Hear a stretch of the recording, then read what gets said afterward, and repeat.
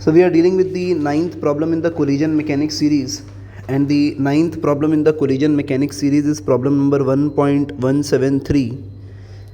The problem is stating a particle of mass small m having collided with a stationary particle of mass capital M deviated by an angle pi by 2, whereas the particle capital M recoiled at an angle of 30 degrees to the direction of the initial motion of the particle small m.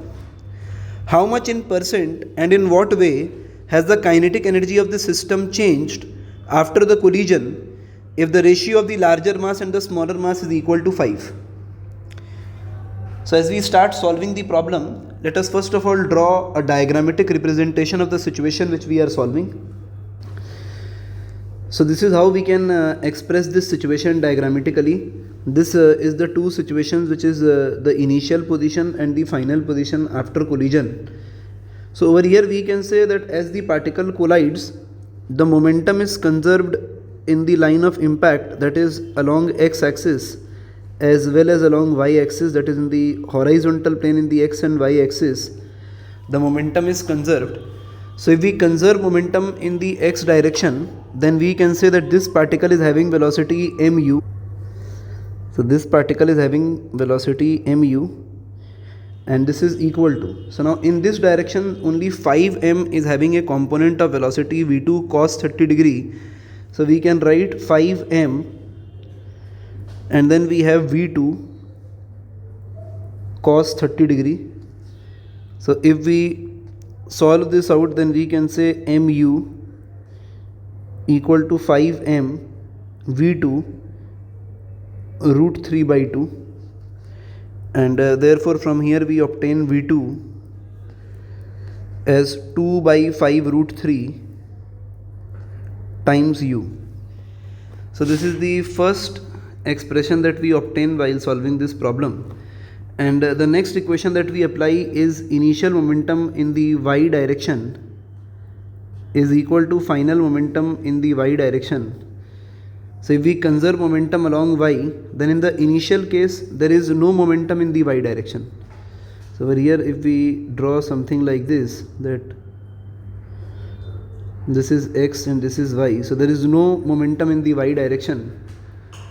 And finally the particle m is moving with a velocity v1 in the y direction, so we write it as plus m v1, and 5m is having a component of velocity in the negative y direction, so we write it as minus 5m v2 sine 30 degree. So if we solve this out, then we obtain v1 equals, so m v1 equals 5m, v2 can be written as 2 by 5 root 3, and then sine 30 can be written as half. So over here on solving we obtain v1 equals u by root 3.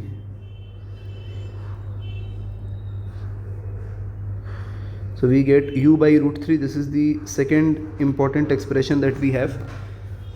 So we have the values of v1 and v2 respectively. So now we can discuss in terms of initial kinetic energy and final kinetic energy. So if we write the initial kinetic energy of the system, so initial kinetic energy of the system, so we have this as half mass m moving with a speed u square. So this is the third equation that we have, and then we write the final kinetic energy of the system, and then we can write the final kinetic energy is in terms of half m v1 square. So v1 square can be written as u by root 3 square, and then half mass 5m v2 square. So v2 square can be written as 2u by 5 root 3 squared. So over here on solving we obtain 3 by 10 times of mu square. So we have initial kinetic energy followed by the final kinetic energy. So if we calculate the percentage change in kinetic energy, or the loss of kinetic energy which we are evaluating, therefore percentage change in kinetic energy So we write it as final minus initial divided by initial value, and then if we want to calculate it in percentage, we multiply this by 100. And over here if we substitute the value, so 3 by 10 can be written as 0.3 times of mu square minus half, that is 0.5 times of mu square, by original. So original is 0.5 mu square, and this entire thing is multiplied by 100, and on solving we obtain this as minus 40%. So the negative sign is representing that there is a loss of kinetic energy on collision.